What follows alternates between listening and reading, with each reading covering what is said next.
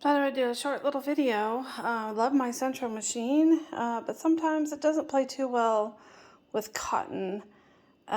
So I tried these cottons here, and the first time around was a no-go, and then the second time around came out flawlessly. I'm going to make these into flower scrubbies or, face claws.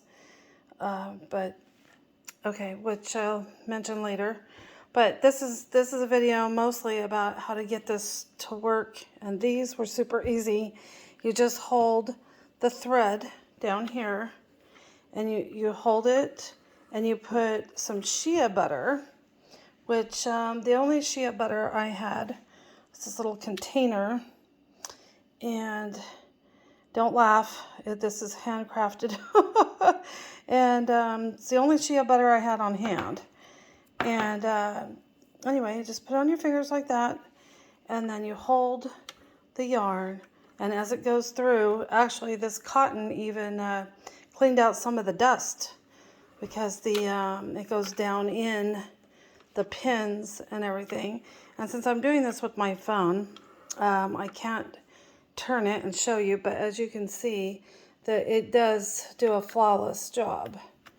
And see if you can see the back. Anyway, so to make a scrubby, it's 25 rows cranked, leave a long tail at both ends, cinch up the tails, and you can make it into a flower or just a round scrubby. And trust me, to crochet one of these, this is real scrubby red heart, and it is really rough on your hands.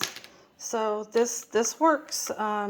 So for the scrubby, you take your shea butter, put on your fingers, and as you're cranking, you just I guess you just kind of grease the whatever where the pins come out. You go like this, but you're cranking at the same time, or using your gun, or however you want to do it, or your switch nowadays too.